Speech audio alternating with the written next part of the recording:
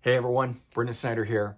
It's with a sad and heavy heart to announce the passing of Richard Betts, founding member and guitarist of the Allman Brothers, who has passed away at 80. He was suffering from cancer and chronic obstructive pulmonary disease, or COPD. So Richard Betts, along with his fellow bandmates Greg Allman on the organ, Dwayne Allman on guitar, Barry Oakley on bass, Butch Trucks on drums, and Jamone Johansson on drums as well, founded the Allman Brothers in 1969. And so while the band itself is known for mixing Southern rock and blues, they were also very well known for having helped create and propagate the twin lead guitar effect, for which Dickey helped revolutionize, introducing harmony, his counterpoint, and creating a legacy all his own with a unique style of guitar that he would play while playing with the other various members of the band and other guitar players that he would work with throughout his career. While in the Allman Brothers, which was between 1969 and 1996, a 27-year period for him, he released 11 studio albums with the band, appearing on all of their albums except for one. He didn't appear on their last album, Hitting the Note, in 2003. But my introduction into the Allman Brothers, which was of course my introduction to Dickey Betts himself, was during their second reunion era, when I think they released 3 killer albums back to back, starting with 7 Turns in 1990, Shades of Two Worlds in 1991, and my personal favorite, Where It All Begins, from 1994. That album for me, hands down, is my personal favorite.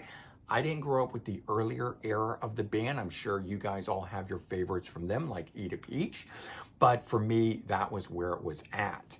Now, outside of the Allman Brothers, he would release 5 other studio albums with a solo album, and then he would form the band Great Southern, releasing 2 studio albums with them, and the Dickey Betts Band releasing 2 additional studio albums.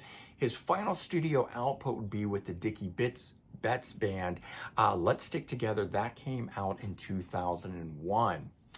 Along with the Allman Brothers, Dickey was inducted into the Rock and Roll Hall of Fame in 1995, and in 1996, the band won a Grammy for their song Jessica, 2 very big achievements that the band managed to do, all while Dickey was part of the lineup. And he would manage to actually outlive a number of his Allman Brothers bandmates. Dwayne Allman on guitar died in 1971 from a fatal motorcycle accident, and then only a year later, Barry Oakley, the bassist, died in 1972 from the same thing. Lamar Williams died in 1983. He was another bassist. Then we had Alan Woody on bass, who died in 2000. David Toller on drums died in 2011, and then his brother, Dan Toller, on guitar died 2 years later in 2013. Greg Allman on organ would die in 2017, followed by Butch Trucks also in 2017.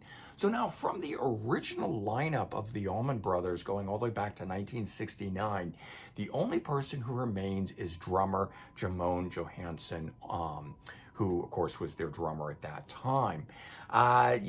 Dickey, you've now gone up to the big concert in the sky, so to speak. I hope you put the original band back together, jam, you remember all the great times you had. I know that's what I'm going to do. I'm going to remember all the great times that you gave us, listen to some great music, and fully celebrate your life and what the Allman Brothers gave us. Rest in peace, Dickey Betts. You will be missed, but not forgotten.